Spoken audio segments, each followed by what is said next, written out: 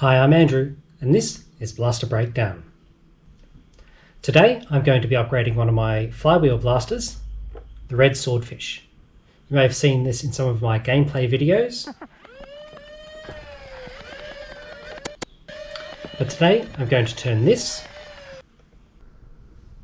into this.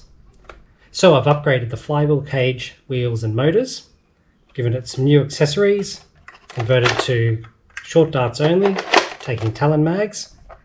I think it looks pretty nice. This video is not meant as a how-to guide for a Strife rewire. There are plenty of those available on YouTube. What I will do is talk through what I've done and talk about why I did it. Let's have a look. And so here we have the inside of the blaster as it was before. As you can see, it's a fairly standard semi-auto flywheel blaster wiring job. Got an XT60 connector in the battery tray, and that's wired through the rev trigger switch to the flywheels. No surprises there. A length of faux barrel goes from the flywheel cage through the front to this black worker muzzle piece.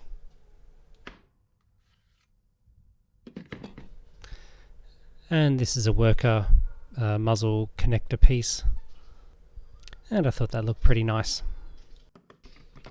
Inside the clear faux barrel I had a short length of 16mm aluminium to act as a dart guide for darts coming out of the flywheel cage. Now the cage I had previously was a metal worker 42.5mm cage with worker smooth wheels and Neo Rhino motors. That's a really neat combination, and I reused this setup in a Rapid Strike. Now also wired into the LiPo is two strips of LEDs fixed to the underside of the shell.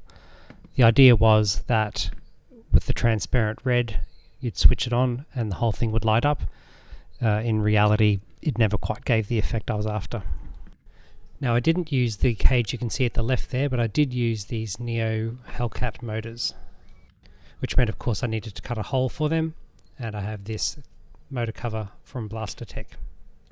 Now you might notice that my moving pieces, triggers, releases and so on are black. That's not the colour these ones normally come in. These come orange of course, but I dyed these with RIT dye.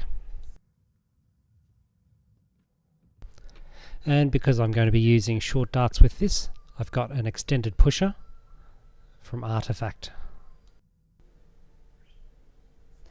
And of course a Talon magazine adapter, which is the forward shifted version for flywheels.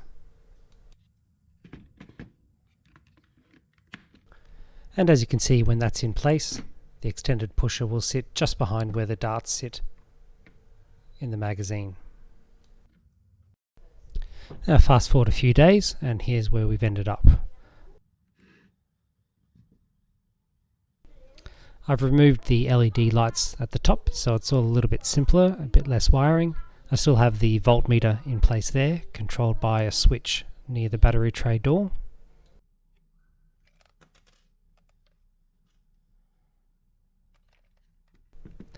And I decided to use a metal daybreak cage from Blastertech, of course.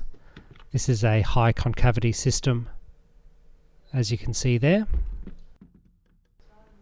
This cage has adjustable crush from 39 to 41mm, depending on how you have the motors oriented. And these are the Neo Hellcat motors we saw earlier. Here they are set up with 39mm spacing. I since adjusted one to give 40mm.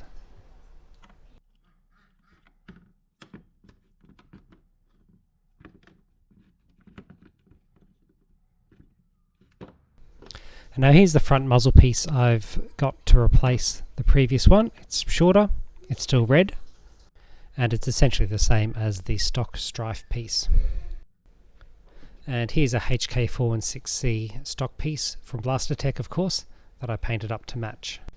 And to allow me to use this as a battery stock, I added this hole so that I can put an extension wire with male and female XT60 connections either end, and put the battery in the stock there.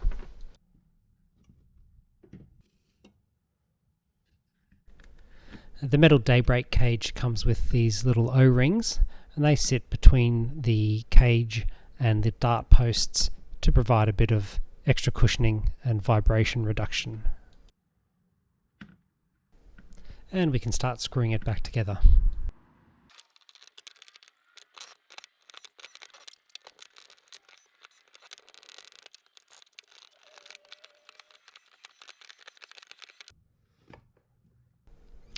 And a worker Picatinny rail slides in along the top. And here's the Talon adapter and a Talon magazine that I've also painted up, and you can see how that'll sit in there, and that'll be aligned nicely with the Artifact extended pusher, as you can clearly see thanks to the sunlight. And then for extra tactical points, a few 3D printed pieces from NF Strike.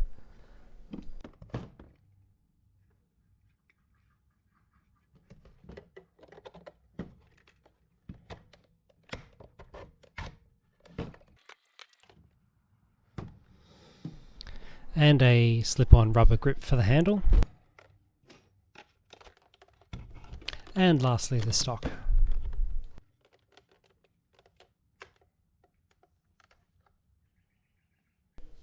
And we're done.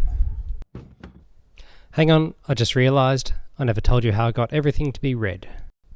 At my local automotive parts store, I found this Duplicolor paint.